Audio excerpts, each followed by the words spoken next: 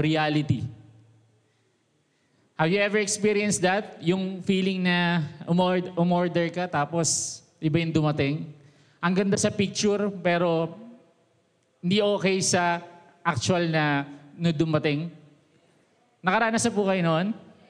Amen po? Yun yung expectation versus reality. Bukod dun sa pag-order po natin, kung ating pong papalalimin, meron din po sa part siguro ng mga estudyante.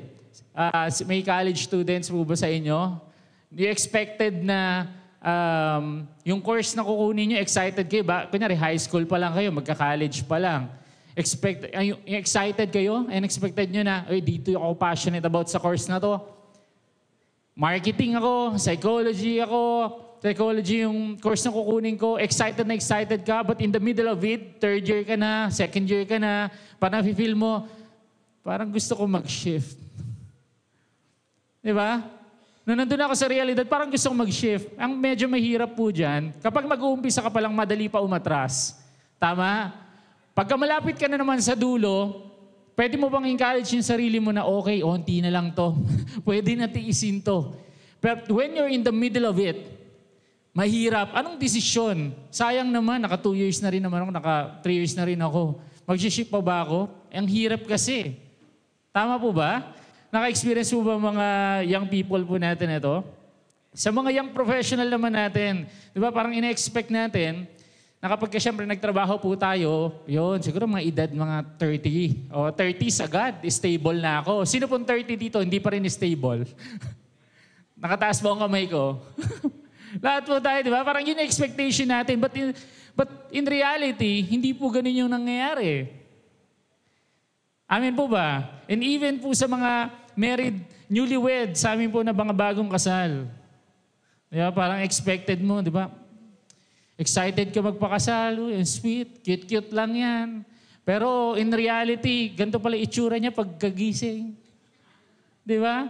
Gumagawa pala siya ng mapa. Kapag gagising, mapa, kasi puno ng laway yung fiske na pagkagising. Good morning. Diba? Yung pala yung realidad ng buhay. Amen po. Sa mga may anak po natin, di ba? Pag gusto ko, excited ako magkaanak. Nung nagkaanak, nang lumabas, ang cute-cute mo. Di ba? Da. Di ba? Nagsasabi pa, cute na cute tayo. Pero ngayon, nung lumalaki niya, in reality, hindi na dada ang hinihingi niyan baon na Diba? Kung ano-ano na hinihingi, by project po kami. Diba? Sa mga parents po natin, sa mga magulang, in reality, excited po na bumuo ng pamilya. Pero in reality, kapag nandun na, mahirap po. Amen po, na maging magulang. Andyan po kayo? Andyan po tayo? In reality, pagod, daming bills, may mga misunderstanding. Amen po ba? Nakakaranas po ba tayo nun? And even po, kung susumahin po natin in our Christian walk, akala natin once we say yes to God, once we say yes sa Panginoon, tuloy-tuloy po yung blessing. Pero habang tuloy-tuloy din naman yung blessing, dumadami din yung testing. Amen po ba? Marami tayong nararanasan po na testing. Have you ever those moments po mga kapatid, na akala mo okay lahat, then suddenly, boom, ayun. Realidad ng buhay. Yung expectation ko, hindi yung nangyayari sa ngayon. And that's what we call, meron pong tinatawag po dyan na may idiomatic expression. And that's what we call when reality hits. When reality hits. Pag sinabi natin when reality hits, yun yung parang moment of truth ng buhay. Expectation versus reality, yung dating passionate ka, yung dating joyful ka, sa mga ginagawa mo, excited ka, pero dahil sa realidad ng buhay, ang nangyayari, nawawala yung excitement na yon. When you realize na medyo mahirap pala more than I thought, no? Amen po ba? It's about, pag sinabi natin, when reality hits, it's about facing nung katotohanan na ang buhay is not always smooth. It's not always easy. Amen po? Amen? Andiyan po kayo? Pag tumatahimik, parang nagre-reflect agad, no? Parang, oo nga, no? But you know what? Huwag po kayong mag-alala kasi meron din pong istorya sa Biblia po na ganyan. Yung panahon na nagre-rejoice sila dahil pinalaya po sila, Masayang-masaya sila at nagpupuri sa Panginoon. Ngunit mga ilang araw lang ang nangyari, expected nila, since pinalaya ka, expectation mo, dadaling ka sa lugar na mas better dun sa lugar kung saan ka pinalaya. Amen po ba? Andiyan po kayo? Yun yung expectation nila. Kaso nga lang, hindi ganun po ang nangyari. But bago po yun, tayo po'y manalangin. Excited po kayo? Let us pray. Father in heaven, thank you, Lord God, sa araw po na ito. Salamat, Panginoon, sa iyong mga anak, Lord God, na dinako po dito, na despite na maulan, ay naririto po, Panginoon, para sambahin ka, Panginoon, at para mas makilala ka, Panginoon. Allow us, Panginoon, to understand your word, Panginoon. Malaya ka, Panginoon, na operahan, Panginoon, aming mga puso, Panginoon. At nawa, Lord God, ay malugod ka, Panginoon Diyos, at ma-accept namin, Panginoon, ang iyong salita sa araw po na to. This we pray in Jesus' name. Amen and amen. So, ano nga pong istorya po yan? Istorya po yan about sa Exodus. Ano po yung Exodus? Exodus 15:22-27. Basahin po natin. No? Then Moses led Israel from the Red Sea, and they went into the desert of Shur. For 3 days, they traveled in the desert without finding water. When they came to Mara, they could not drink its water because it was bitter. That is why the place is called Mara. So the people grumbled against Moses, saying, "What are we to drink?" Then Moses cried out to the Lord, and the Lord showed him a piece of wood. He threw it into the water, and the water became fit to drink. Mapapansin niyo po dito, una pa lang, then Moses led Israel from, pag sinabi mong then, may pinagmulan. Right? Kung bababa po tayo ng 21 pababa, kung babasahin po natin yan, ang istorya po niyan is about Red Sea. Yan yung panahon na pinalaya po sila, pinalabas. Kakadaan lang po nila sa Red Sea. Pag miraculously, malaya, grabe, no? Alam naman po natin, grabe yung scene na yun. Na nahati po ang dagat. Sobrang amazing. Amen po ba? At after po nila, nung makadaan po sila, nagpuri sila sa Panginoon, maawit sila. Talagang punong-puno. Ganon din tayo, di ba? Kapag may ginagawa ang Panginoon na sobrang extraordinary, di ba? Talagang iyak tayo, nagpupuri tayo sa Panginoon. Pero all of a sudden, pagkadating nila, syempre sa pinalaya po sila, ang expectation nila ay magiging maganda yung kahihinatnan po nila. Amen po ba? Kaso nga lang, nung dumating na po sila sa desert of Shur, for 3 days, nag-travel po sila ng walang. Uhaw na uhaw sila. Meron sila natagpuan na isang lugar na Mara, kung saan meron po itong lawa, hindi naman po nila pwedeng mainom yung tubig dahil sa mapait. Ang Mara is mapait o bitter. Kaya nangyari po sa kanila, nagreklamo po sila, mga kapatid. Sobrang nagreklamo po sila. Kaya nga kung isipin po ninyo, have you ever heard nung istorya nila na buti pa dun sa Egypt, may nakakain kami. Dito, hayaan na lang ba kami mamatay? Di ba? Sa disyerto. Nagrereklamo po sila. Di ba? Parang ganyan may mga Egypt moments po tayo, di ba? Buti pa dati, sa dating relationship, buti pa, madali pa yung dati na hindi tayo Christian. Pag Christian, maraming mga pamantayan yan, di ba? Di ba dati naman, di ko naman ito pinoproblema. Di naman ako nakakonsensya pag nagkakasala ako. Mabuti pa dati, wala, free lang, kahit anong gawin mo eh. Tama po ba? Egypt moments po yun. But here's what I realized. Mapapansin po ninyo, 3 days lang kasi, nagpupuri sila, then after 3 days, nagre-reklamo na sila. 3 days, nagpupuri sila, after 3 days, nagre-reklamo po sila. It sounds fascinating, mga kapatid, na malaman na, what I realize na, yung napaka-easy. It's easy to forget God's faithfulness sa buhay po natin when we encounter a new problem. Sino po naniniwala po doon? Diba dati, peaceful ka, ngayon masaya ka nagkakainan kayo, pag uwi nyo may sakit na, isa sa mga membro ninyo, dati okay pa kayo, ngayon nagmumroblema na kayo. Di ba? All of a sudden, nagbabago-bago po ang buhay. Sino man nakarelate po doon? Di ba? Pabago-bago. And it's easy for us to forget ng faithfulness na ginawa ng Diyos sa kanila. Amen po ba? Kapag nakaka-encounter tayo ng problema. So ngayon, when reality hits, katulad ng mga naranasan po nila, bibigyan ko po kayo ng 4 na pwede niyo pong gawin when reality hits. Tatandaan niyo lang po is 4 po na R. R lang. 4 R's lang po na pwede mo matandaan pag dumadaan po kayo sa expectation versus reality ng buhay po ninyo. Ready na po kayo? First one is remember. Remember, God led you there. Remember, God led you there. Ano pong sabi po dyan sa Exodus 15:22? Moses led Israel. Noong unang verse po, di ba? Yan po yun. Moses led Israel from the Red Sea. Sino daw ano sa kanila, nag-lead? Si Moses. Sino nag-lead kay Moses?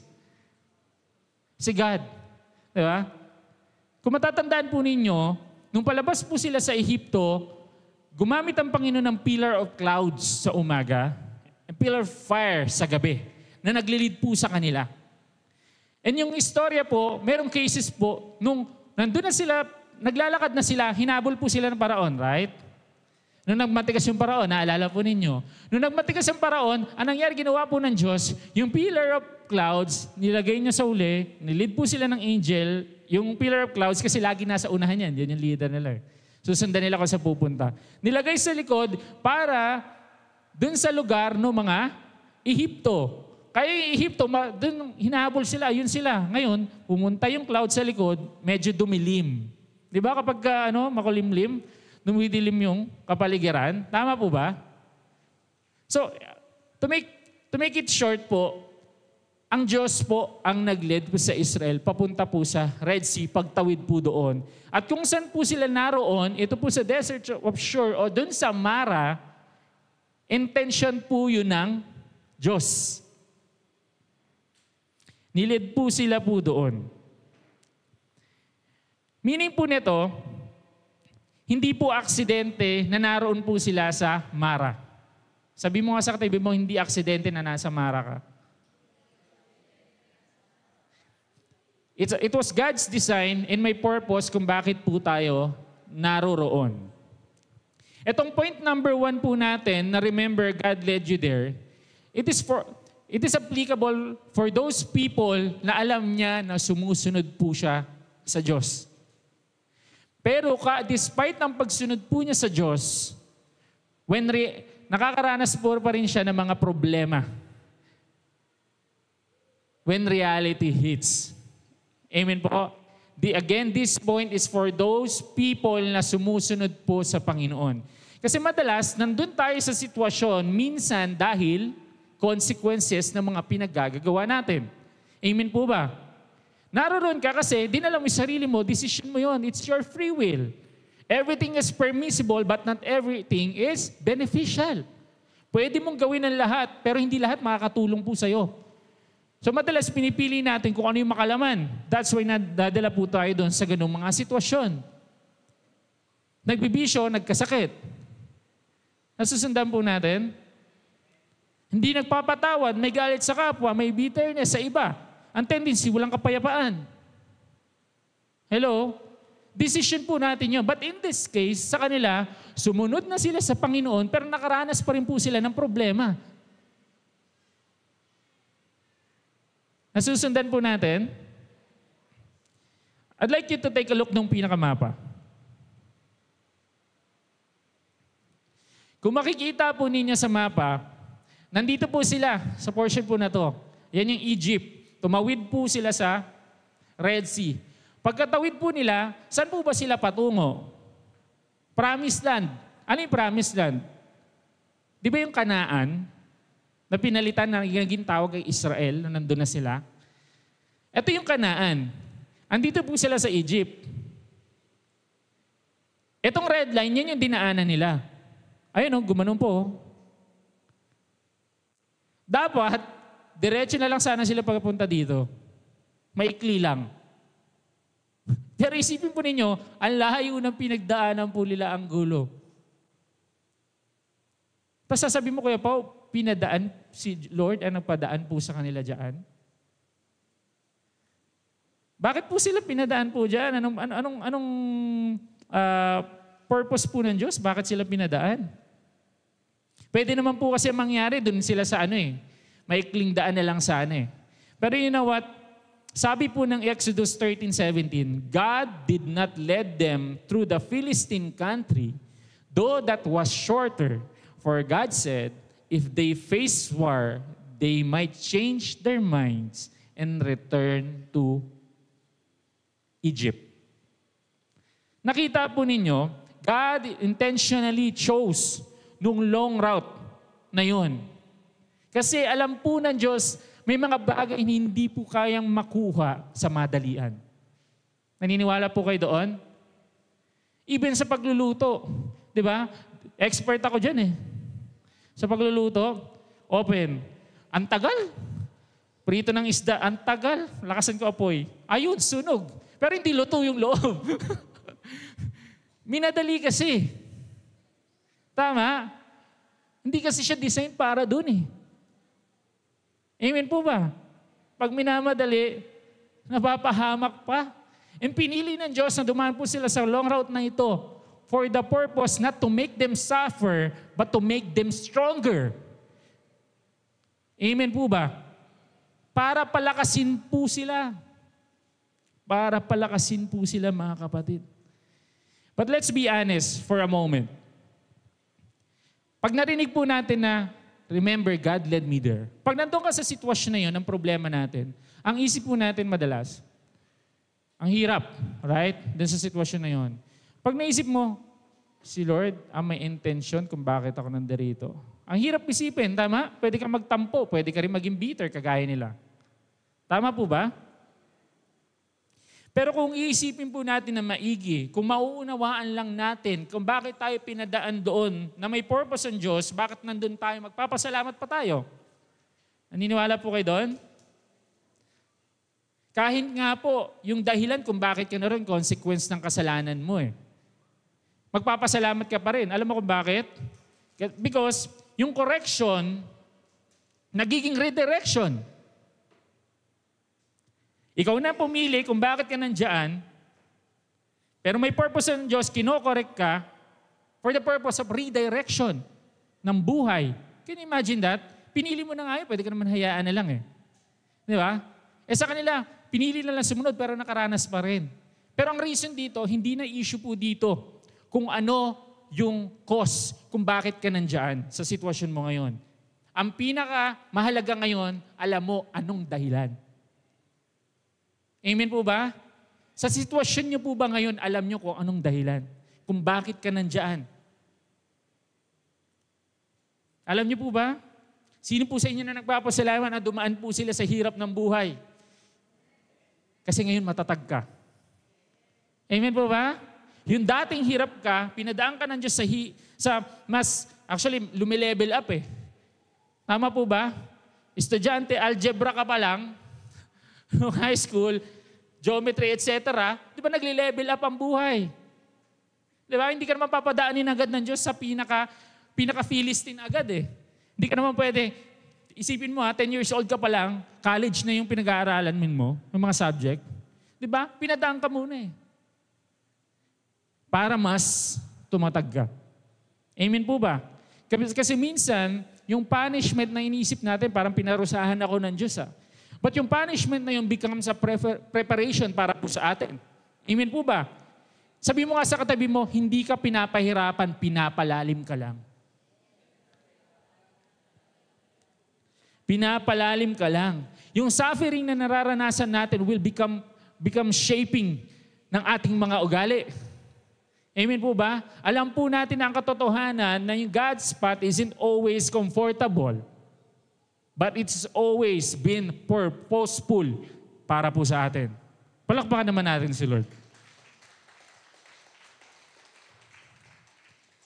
1 When reality hits, first na kinakailangan natin maunawaan, remember, God led you there. Second R po natin, recognize what's inside your heart. Sabi mo sa tabi mo, recognize what's inside your heart.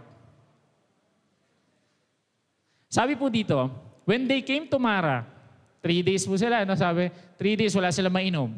Dumating sila sa Mara, they could not drink its water because it was bitter. Bitter daw po yung tubig. That's why yung Mara, ang tawag po doon, kaya tinawag na Mara kasi bitter. Okay po. Anong tendency nung may bitterness na? Nagreklamo po sila. Moses, anong inumin natin dito? Nagreklamo na po sila kay Moses. Di ba ganyan din po tayo? Minsan, when reality hits sa buhay po natin, Lord, bakit naman mo ako pinadaan dito? Ba't ko naman kasi naranasan po ito? Bakit mo kasi inalaw? Hindi pa ako ready, wala akong sapat na lakas, wala akong budget. Nagkakautang-utang na nga ako, sumabay pa to. Bakit? Di ba? Di ba ganun din po tayo? Amen po ba? Pero ina-advise po sa atin na kinakailangan po natin na i-recognize what's inside our heart. Sabi hindi po sila nakainom. Normal po, di ba na 3 days, wala kang mainom. Siguro pasado dito hindi pala inom ng tubig. No, pasado, no? Hindi ako reklamo. Hindi naman kasi ako nainom eh. Di ba madalas umiinom ng tubig eh. Pero take note ha, siguro isang araw kaya pa, pero 3 days, medyo parang may pagre-reklamo na rin, no? Kaya kung kayo ko nasa sitwasyon neto, di ba 3 days, medyo parang may pagre-reklamo na rin talaga. Alam niyo po, what I realize sa sitwasyon po na to, hindi lang po sila naka-face ng bitter waters. Naka-face din sila ng bitter hearts. Naging bitter po sila sa kanilang kalooban. Sino po naniniwala, when reality hits, it exposes what's really inside of us. Nilalabas nito kung ano yung nasa puso po natin. Amen po? Kapag nagkakaroon po tayo ng problema. Paano ko nasabi na may problema po sila sa puso? Kasi kung isipin po ninyo, kung alam po natin yung istorya, hindi lang naman po sila isang beses nagreklamo. Kung tutuusin, Exodus 14, nung una pa lang nagreklamo na sila sa tubig. Exodus 16, nagreklamo na naman sila sa pagkain. Di ba? Parang kumbaga, may tubig, wala bang pambara dyan? Di ba? Nung Exodus 16, wala bang panulak dyan? Tapos dumating na Exodus 17, nagreklamo ulit sa tubig, wala ba ulit panulak dyan? Nakuha po ninyo, gumagawa na nga ng himala ang Panginoon ng ilang beses eh. Nagre-reklamo pa rin po sila at hindi pa rin nila maunawaan na nagpo-provide po ang Diyos. Amen po ba? Kaya alam niyo po, pag bitter ka, para lang yan vampire eh. Pero hindi tayo naniniwala sa vampire. Diba, pagka alam ng context ng vampire, di ba parang pag vampire yan, sumisip-sip, di ba? Ng dugo. Parang ganun din yung bitterness sa buhay natin. Sinisip-sip niya yung joy mo, sinisip-sip niya yung peace mo. Tama? Magiging frustrated ka. Lahat ng nararanasan mo sa buhay, bitter na lang din. Kahit sweet na yung ginagawa ng Panginoon, mapait pa rin. Alam niyo po, may mga tao talaga na hindi nauubusan ng reklamo. Amen po ba? At isa po tayo doon. Hindi tayo nauubusan ng reklamo. Naniniwala po kayo doon? Yung tipong, nakarenta lang kami. Sana may bahay kami. Tapos yung iba naman, di ba ako nakarenta. Isipin mo, sana may sarili kaming bahay. Yung may mga sariling bahay naman, sana all may aircon. Di ba? Tapos yung may mga aircon naman, sana all may sasakyan.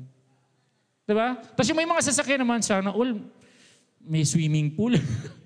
Di ba? Ang tao hindi nauubusan ng irereklamo kapag bitter ka. Ganun din naman po mga kapatid. Ang mga tao mapagpasalamat, di rin mauubusan ng pasasalamat. Salamat Panginoon. Wala man po kami nito, humihingi mo pa rin po kami. Salamat po Panginoon dahil wala man po kami sapat na pera. Wala naman po kami sakit. Yung iba may pera, may sakit naman, kulang pa. May milyon, ubos lang din. Di ba? May mga talagang mga pagrereklamo po tayo eh. And to test you, sabihin na natin, kunyari ito. Itong tubig na to, kunyari binigay ko po sa inyo para mainom ninyo. Ano sasabihin ninyo? Tama, sabi na, oy, bawas na yan eh. Ano ba yan? Kalahati lang? Eh paano kung binigay ko sa ito kasi nauuhaw ka? Kahit kalahati ito, kahit siguro hanggang dito to, sabi ko, thank you ah. Di ba, uubusin mo pa to? Nagiging mapagpasalamat ka. This is half full, half empty. Depende na lang sa perspective mo. Ano pipiliin mo? Irereklamo po ba natin yan? In reality sa buhay po natin, mas madaling testing para sa inyo. Matitest nyo, marirecognize nyo kung ano yung nasa puso po ninyo. Tingnan nyo lang yung bibig ninyo. Ano yung madalas ninyong sinasabi? Yung paulit-ulit na sinasabi. Kasi sabi ng Biblia, out of the abundance of the heart, the mouth speaks. Tama po? Kung ano yung madalas nating sinasabi, nirereklamo, madalas yun yung nasa puso po natin. Amen po ba? Yun po ang lagi nasa puso po natin. Kaya sa sitwasyon po nila, it's not about dun sa, yung bitterness kasi, ang problema ngayon, it's not about the condition. Actually, it's not about the situation, but it's about the condition of the heart na ang nagiging problema. Tama po? Magkakaparehas po tayo, posible na magkaroon tayo ng parehas na sitwasyon sa ngayon, pero magkaiba tayo ng perspective. Ikaw nagreklamo, ako nagpapasalamat. Or vice versa. Amen po ba? Kaya tingnan po natin, ano ba nasa puso natin? Ano ba nasa bibig ko na madalas kong sinasabi? Kasi kung babalikan po ninyo, kilala niyo si Naomi? Kilala niyo si Naomi? Si Naomi po, namatay po yung asawa niya at yung dalawang anak niya. Yung dalawang anak niya po, sinong asawa? Isa po doon si Ruth. Kung naalala niyo po niyo, biyanan, di ba? Tapos sabi ni Naomi, sige, uwi na kayo. Mag-asawa na kayo, mga bata pa kayo. Pero sabi ni Ruth, hindi, sama ako sa'yo. Anong nangyari? Nung nandun na sila sa lugar na yun, umuwi sila sa bayan ni Ruth. Nung umuwi si Ruth dun sa bayan nila, anong nangyari? Nakita si Naomi. Nakita si Naomi ng mga kapitbahay. Di ba kapitbahay, mga chismosa? Di ba sasabihin niyan, uy, si Naomi yun, oh.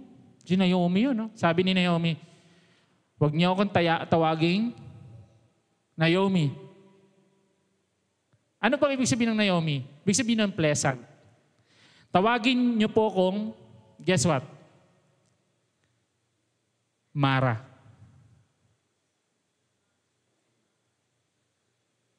Bitter siya. Alam niyo po, bitter. Kapag bitter, at hindi naunawaan ng sitwasyon na si Lord ang nagdala po sa kanya, alam niyo po sabi niya, because, tawagin niyo akong bitter, because the Almighty God has made my life bitter. Sinisi niya po yung Diyos. Andito ako sa sitwasyon na to kasi nga, si Lord, dinala ko dito eh. Naging bitter po siya. Sinisi niya po ang Diyos. But without even knowing what will happen in the future, ano bang mangyayari? Through the lineage of Naomi, si Ruth na pangasawa si Boaz. Si Boaz ang pinagmulan ng kamag-anakan nila Jesse. Si Jesse ang tatay ni David. Si David ang pinagmulan ng ating Panginoong Hesukristo.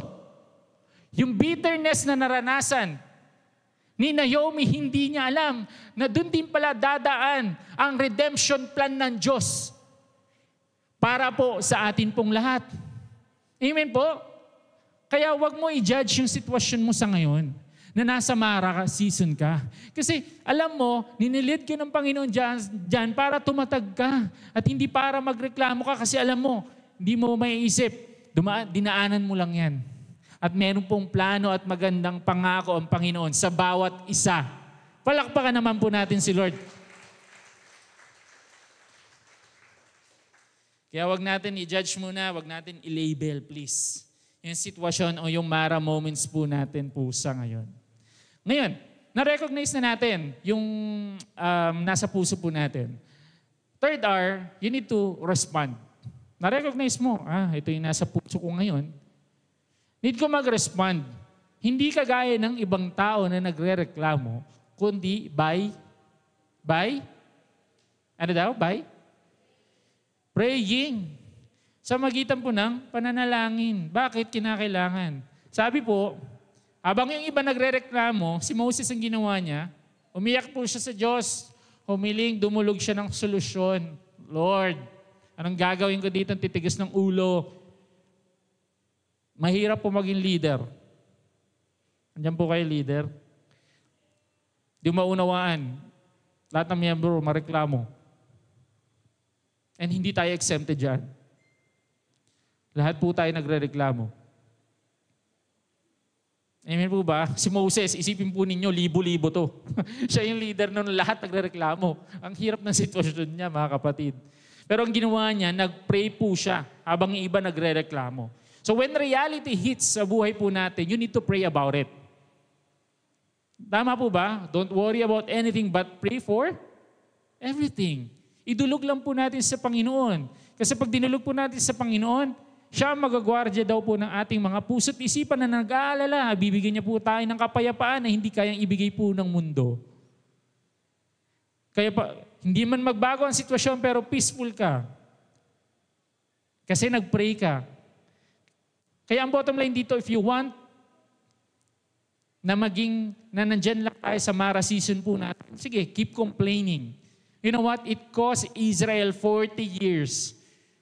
Dahil hindi po nila natututunan. Dahil ba mabagal ang Panginoon, nato pa rin yung pangako sa kanila sa Kanaan? Hindi. Pero dahil matigas ang ulo nila at hindi sila natututo, hindi nila malaman na nagpo-provide po ang Diyos. Amen po ba? So sabi mo sa katabi mo, if you want to move to your next season, start praying, manalangin ka. Manalangin ka, kapatid. Kasi kapag yung salitang complaining describes the problem. You're just telling the problem. But praying invites the solution. Ulitin ko po, complaining describes the problem. Sinasabi mo lang. Diba? The moment na sinasabi mo, ang words mo may power, na-adapt ng puso't isipan. Nagkakasakit na rin. Kasi nagre-reklamo rin po tayo. Guilty po tayo doon. Pero when we start praying, it invites ng solusyon. Anong solusyon nangyari po nung nag-pray po si Moses? Anong sabi po dyan? And the Lord showed him a piece of wood. He threw it, tinapon niya sa tubig, and the water became fit to drink. Yung dating bitter, naging better. The Lord showed him. Can you imagine this piece of wood?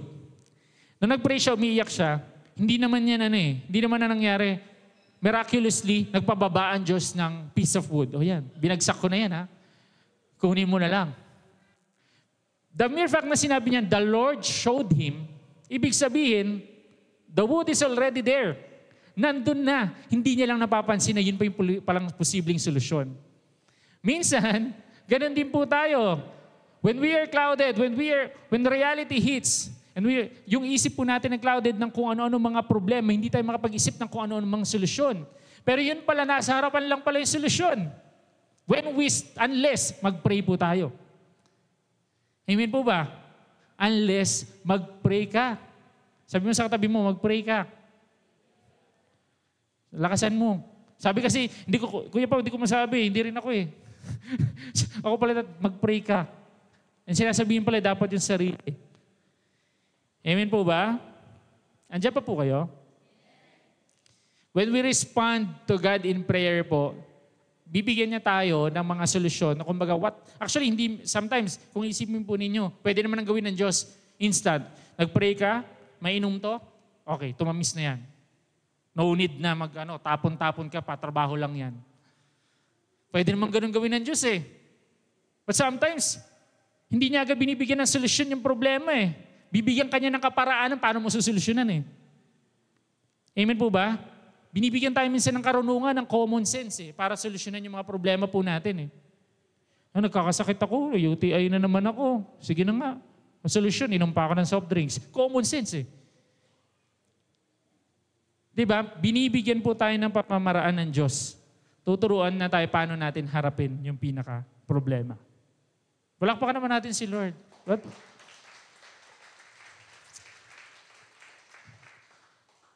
Gusto ko lang emphasize dito sa part na to.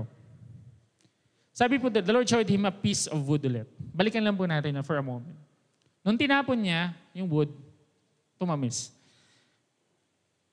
As I study po nito, sabi ko, piece of wood. Sabihin na natin lawa siya. Sabihin natin swimming pool na lang din. Di ba meron kunyari pag nasa ilalim ng puno yung swimming pool, di ba may mga bumabagsak din ng mga dahon? Di ba? Inisip ko, piece of wood lang to. How come na tumamis yun? O naging okay siya? Actually, hindi pala tumamis. Naging fit to drink lang na wala yung pait. Maraming Bible scholars na nagsasabi yung piece of wood na yun ay merong parang components na nakapagpatamis. Pero regardless, piece of wood lang yun eh. Paano niya, lahat, napatamis niya na agad yun. Diba? Sa dinabi-dabi ng labahan eh, gamitan mo ng isang downy, hindi kaya eh. Diba? Nagdadagdag pa eh. Pero ito piece of wood, bakit? Tsaka kung isipin po ninyo, pwede naman instant. Pwede rin naman, bakit piece of wood? Bakit hindi nilang buhangin? Bakit hindi nilang bato? Bakit hindi nilang dahon? Bakit wood? Anong purpose? Alam niyo po kung bakit? Because it points out to something greater. That wood symbolizes the cross of Jesus Christ. The cross of Jesus Christ. Which leads us to point number 4. Yung pang-apat po natin, rely on the cross that heals. Sabi mo sa katabi mo, rely on the cross that heals.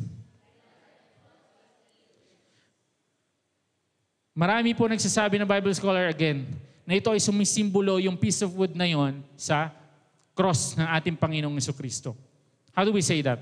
Kasi po, kung maaalala po ninyo, ang bit-bit po kilala niyo si Isaac. Tama? Tatay niya si Abraham. Naalala niyo, nung kinuman si Abraham na i-offer niya anak niya na si Isaac, bago po sila umakyat sa Mount Moriah, anong ginawa nila? Kumuha sila ng kahoy.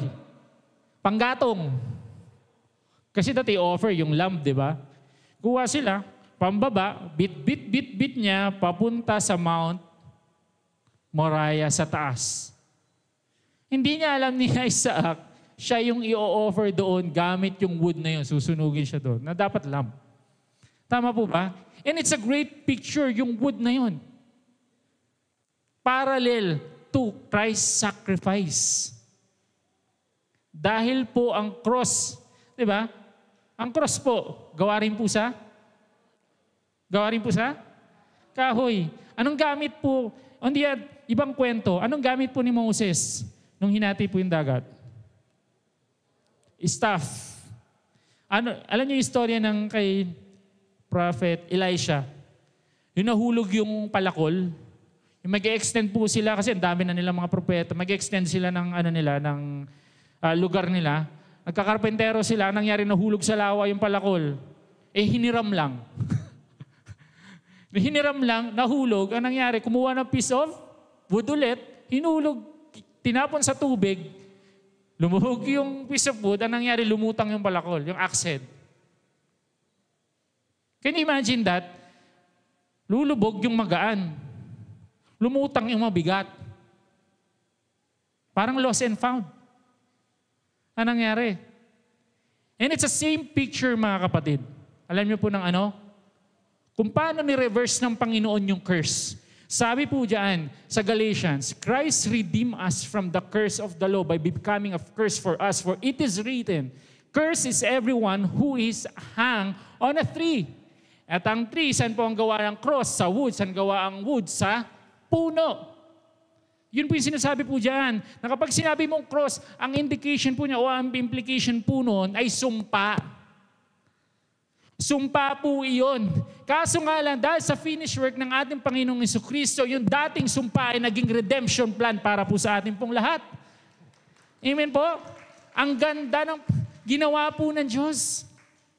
Para po sa ating pong lahat. Ano ibig sabihin po nito? Ibig sabihin lang po nito, kung babalikan po natin yung bitter water po kanina, na tinapunan po ng, ng piece of wood. Ano po nangyari?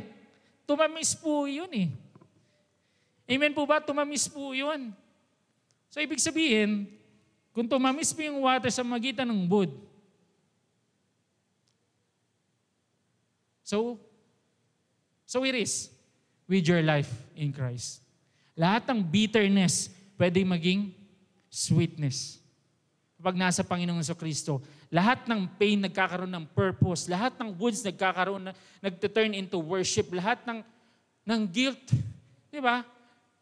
Nagte-turn into our gratitude sa Kanya dahil sa kabutihan po ng Panginoon. Amen po ba? Because of what? Because of the power of the cross of Jesus Christ that can change everything in an instant sa tulong po niya. Palakpakan po natin si Lord minsan pa.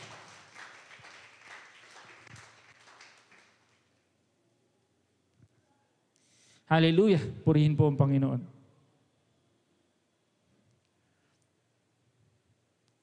Alam niyo po, akala ko, tapos na tumamis na nakainom na sila Solved na yung problema nila.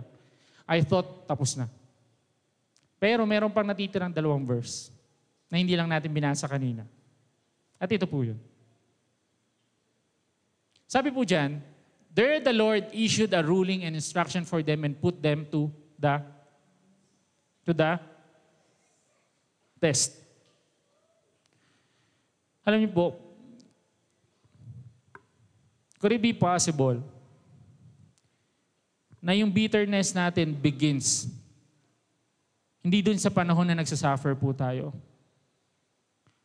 But it begins nung panahon na when we have unmet expectation na ang Diyos ay magpo-provide. Kuni-question po ba natin kung minsan na, saan ba associated ang bitterness natin? Kung malalaman po natin madalas about sa provision Di ba? About sa provision. Pero, naging bitter ka kasi hindi na-meet yung expectation mo. Hindi ka naging bitter dahil sa nararanasan mo, naging bitter ka kasi hindi na-meet. Sabi mo, Lord, ganito ka Tama? At sabi po dyan sa verse po na yan, kung babasahin po natin,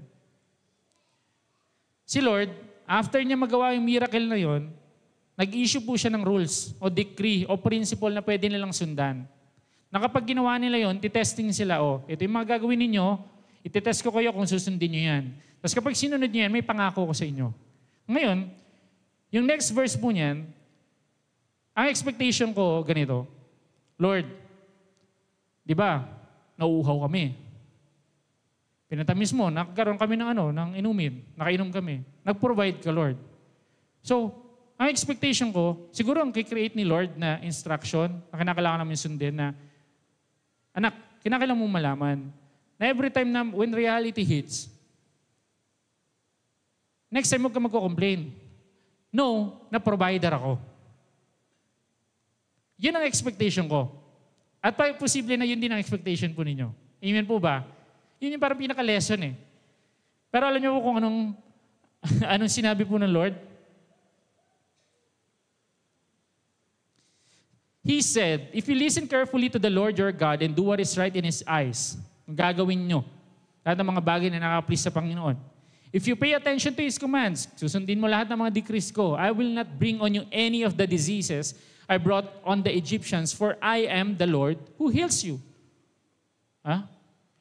Kung babasahin po ninyo to, okay, anak, sundin mo lahat. Sundin mo lahat ng mga pinapagawa ko sa iyo, yung lahat ng mga utos ko. Ngayon, hindi kita pagkukulangin. Pero ang sinabi po dito, hindi ko kayo dadala ng salot. Tapos ang pangako niya dito, nakakapagtaka, healer daw si Lord. And that's the first time na sinabi yung Jehovah Rapha. Di ba ang expectation dapat natin? Gawin nyo lahat yan, huwag kayong mag-alala. Pero, hindi ko kayo pagkukulangin. Pag ginawa nyo yan, pagkat ako ang Jehovah Jireh ninyo. Dapat yun ang sasabihin, di ba? How come na sinabi ng Panginoon na I'm the Jehovah Rapha? Alam niyo po kung bakit? Nilibre po ng Panginoon na expectation mo, provider ako. But ang gusto ko sabihin sa iyo, I'm the healer. Bakit? Kasi because yung provision reveals the heart and sometimes it hides it. Ano ibig sabihin po noon? Ibig sabihin po na when everything is provided po sa buhay po natin, madali na sumamba po sa Diyos. Kapag okay po ang lahat, kapag pinoprovide po ng Diyos, sasabihin natin, Lord, God is good. But when reality hits sa buhay po natin, kapag nakakaranas po tayo ng kakulangan, ng hardship, nare-reveal kung ano yung nasa puso natin na tayo po ay mapagreklamo. Amen po ba? And then we often start nung mag-complain po tayo. Kaya yung expectation mo na mag-provide po ang Diyos, hindi yun yung minute niya. Ang minute niya po na gusto niyang pangako, He is the healer. Because alam niyo po, in-address po ng Diyos, yung heart muna, what's broken inside, bago yung panlabas. Amen po ba? Ang pangako ng healer, pag sinabi mong healer, di ba? Lord, you're the healer. Pagagaling mo yung katawan ko. Alam niyo, hindi lang pangako ng Panginoon yung pagagaling niya yung katawan po natin. Pinapangako niya na papagalingin po niya ang ating mga puso na mapagreklamo at puno ng kasamaan. Amen po ba? Kasi kung tutuusin, ang problema kasi, they had left Egypt, but the Egypt is still inside of them.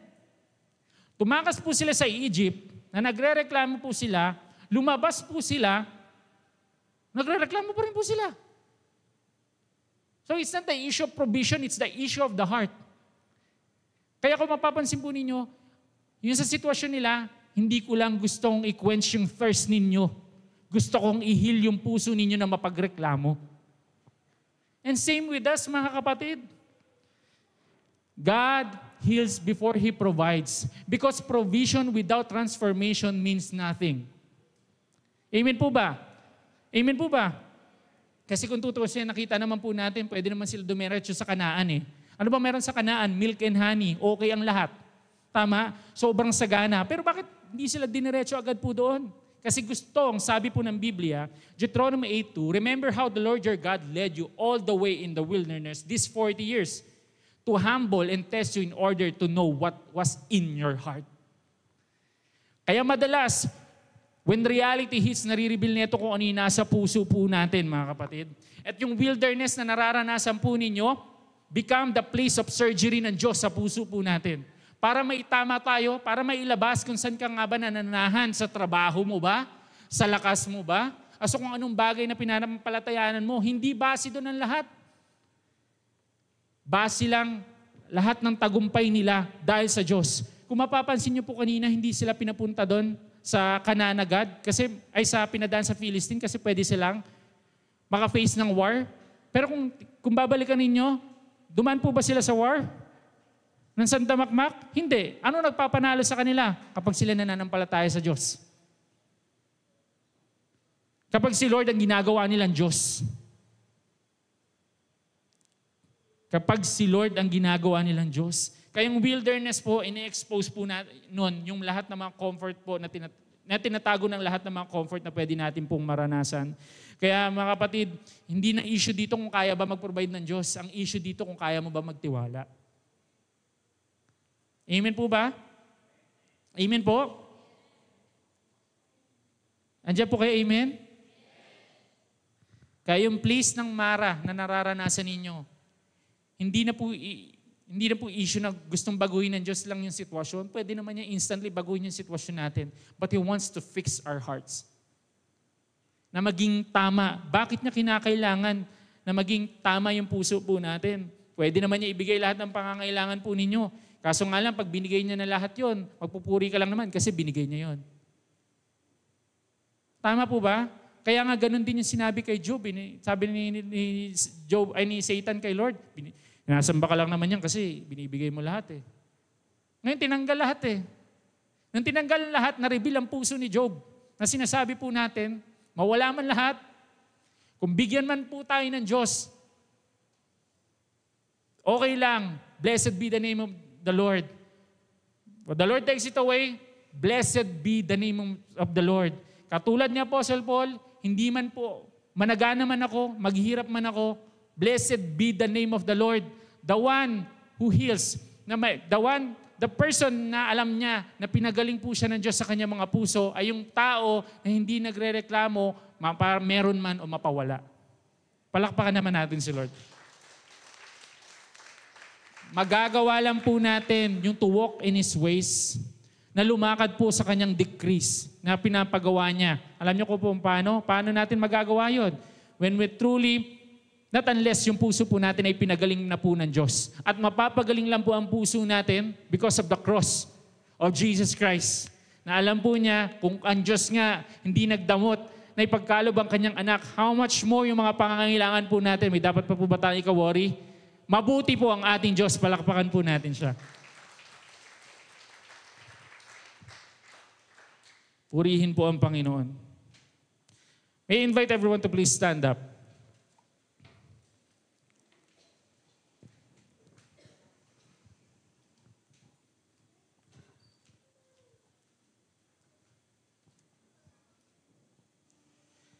Gustong-gusto ng Panginoon na pagaling po ang ating mga puso kasi yun yung pinakamay issue.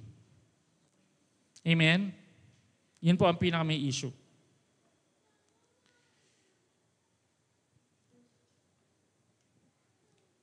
Kanina sabi ko, di ba, mayroong 2 verse na natitira.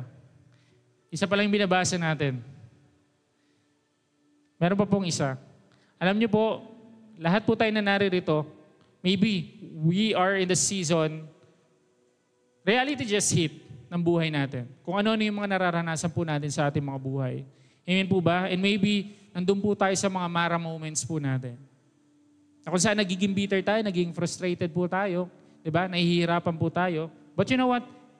May pangako po ang Panginoong Diyos. Sabi niya, after po nila makainom, then they came to Elim, where there were 12 springs, and 70 palm trees. And they camped there near the water. Ang problema po nila kanina, tubig. Mara lang. Ngayon, after po nila doon, hindi sila nagstay sa Mara. Ang ginawa ng Diyos, dinala po sila sa Elim. Kung saan, ilan silang tribo? 12. yung kanina na wala silang halos mainom. Tingnan niyo po ngayon, meron na silang 12 springs at malapit na po sila sa tubig. Can you imagine that? Ibig sabihin lang po nito mga kapatid, nasa Mara season ka man ngayon, nas kung sana feeling mo bitter ka, don't worry, don't just camp in Mara. Kasi dadalhin ka ng Diyos sa promise niya, papunta dyan sa Elim, sa beautiful situation, kung saan magpupuri ka sa Panginoon. Hindi pinangako ng Diyos na nasa Mara lang po tayo. Pinangako po ng Diyos na nasa Elim tayo. Amen po? Nakasaan, nandun yung sustenance ng Diyos. At hindi lang sila pinangako sa Elim lang, pinangako po sila sa Kanaan. Kung sa lahat, everything is provided. Amen po? Ang kinakailangan lang po natin that in every season when reality hits sa buhay po natin, kinakailangan lang natin to remember God na nilid po tayo doon. Pangalawa, we need to recognize kung ano nasa puso natin and we need to respond by praying. At alam po natin, we need to rely na ang Panginoong Hesus sa cross niya mayroong pong kagalingan at gusto po kayong pagalingin po kayo ng ating Panginoon Diyos. Dahil mahal na mahal po tayo ng Diyos. Amen po? Kahit na nasa desert season po tayo, gusto niyang pagalingin yung puso natin mapagreklamo. O ilan po ba, umawit po tayo sa Panginoon at magpuri sa Kanya, damhin ang Kanyang presensya at Kanyang comfort sa bawat isa. Purihin natin at palakpakan po natin ang Diyos. Come on. You are still God. Come on. I have a reason to sing. Kumbaga, ano man yung sitwasyon, I have a reason to worship. alam po natin na magpo-provide ang Diyos at di lang siya magpo-provide. Pagagalingin niya po tayo. Purihin po natin at sambahin ang ating Panginoon Diyos.